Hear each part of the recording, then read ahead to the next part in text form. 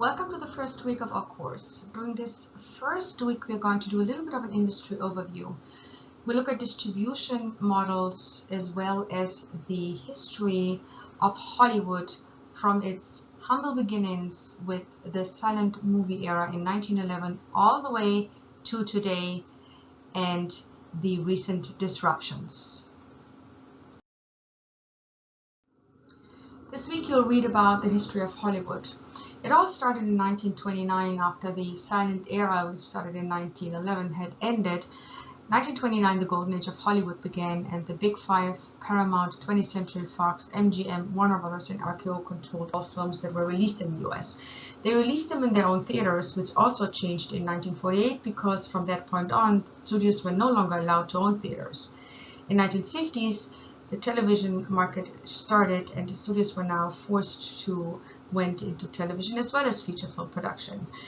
In the recent years, the Big Five, Paramount, Warner Brothers, Disney, which was bought by Fox, Universal, and Sony, focused most on producing mainly tentpole features and not so much medium budgeted theatrical features, which opened up the doors to the independent who started producing those mid-level theatrical feature films.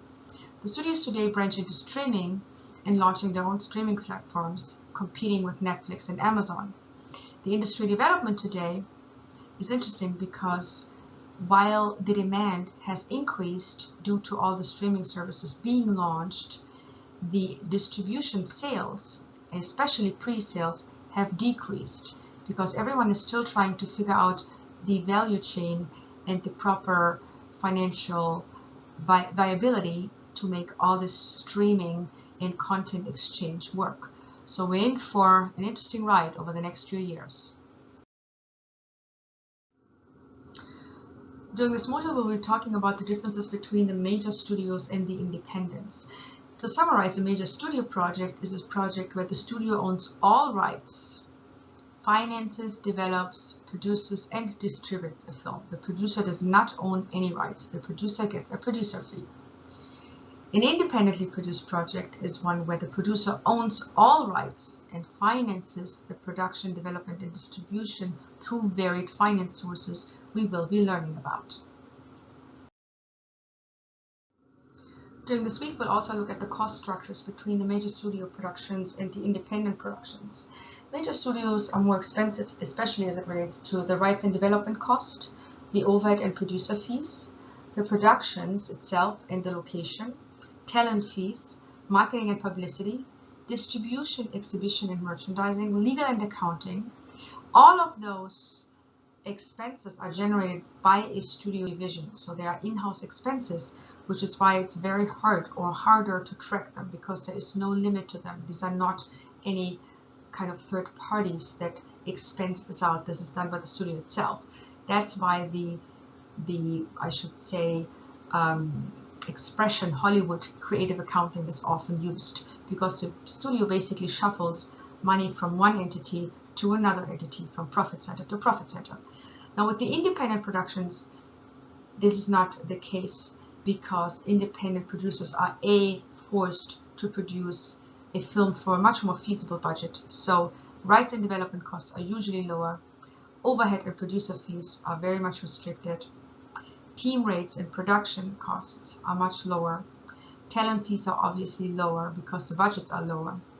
The distribution and marketing and publicity is handled in a very feasible manner where every expense is watched and caps are put on these costs. And all the revenues are monitored by third-party accounting firms who will also monitor the expenses. Risk-averse finance plans are put into works where the projections, the value a film will have in the future is very much taken under consideration, and the finance plan is geared in combination with that actual value proposition. Now the revenues are managed through a neutral party, as I mentioned before, and they're called collection agents. Collection agents take all the revenues and all the expenses under their umbrella and manage everything very transparent, so there is no Hollywood accounting apparent or applicable for most professional independently produced projects. During this week, you will learn about the reason why keeping rights for producers will have them very likely make much more money than just a producer fee. Examples we will be talking about are Star Wars, Baywatch, and Dog Whisperer. George Lucas excluded certain rights to his IP, ended up selling it for a very nice amount. The producers for Baywatch kept the foreign rights and related revenues and made hundreds of millions. And the producers for Dog Whisperer also kept the foreign rights and related revenues and made over $90 million. How that happens, you'll see this week. We talked earlier about the so-called creative accounting with major studios, and Harry Potter is a little example for that. Harry Potter made over $600 million in box office. The movie itself was only about $320 million, yet it shows a loss of $167 million to date. Why that is, you will learn this week.